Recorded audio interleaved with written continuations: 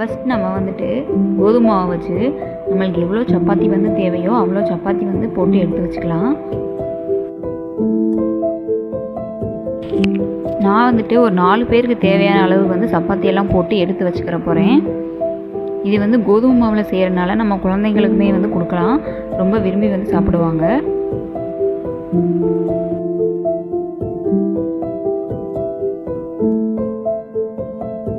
இப்போ வந்துட்டு எல்லா சப்பாத்தியுமே வந்து ரெடி ஆயிருச்சு.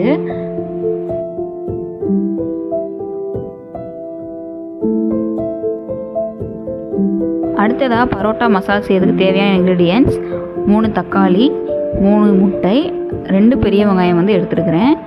இது எல்லாத்தையுமே வந்துட்டு நம்ம இப்போது சின்ன சின்னதாக வந்து கட் பண்ணி எடுத்துக்கலாம். இதில் நம்ம வெங்காயம் வந்து எவ்வளோ சேர்க்குறோமோ அந்த அளவுக்கு வந்து நல்ல டேஸ்ட் வந்து கொடுக்கும். நான் 4 பேருக்கு வந்து 3 முட்டை வந்து எடுத்துருக்கிறேன். 1/2 டீஸ்பூன் மஞ்சள்தூள், 1 teaspoon garam masala, 2 table spoon மிளகாய்த்தூள்.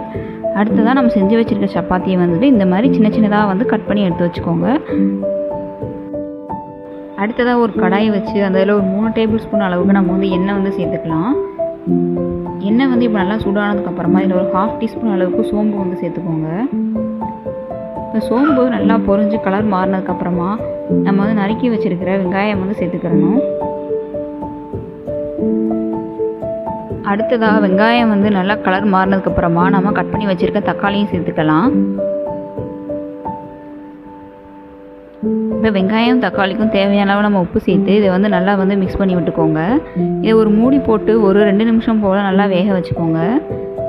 இப்போ இது எல்லாமே வந்து நல்லா வெந்துருச்சு. இப்போ இது கூட நம்ம எடுத்து வச்சுருக்க மசாலா எல்லாமே சேர்த்துக்கலாம். மசாலா எல்லாம் சேர்த்து நல்லா மிக்ஸ் பண்ணதுக்கப்புறமா இதிலேருந்து ஆயில் பிரிஞ்சு வர அளவுக்கு வந்து மிக்ஸ் பண்ணணும். அடுத்ததாக நம்ம இது கூட ஒரு 1/2 டம்ளர் அளவுக்கு வந்து தண்ணி வந்து சேர்த்துக்கலாம்.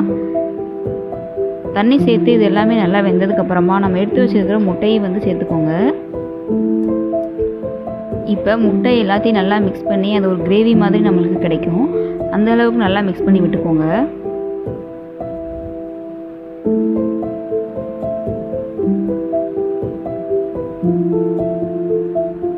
நல்லா மிக்ஸ் ஆனதுக்கப்புறமா நம்ம பிச்சு வச்சுருக்கிற சப்பாத்தியை வந்து இது கூட ஆட் பண்ணிக்கலாம்.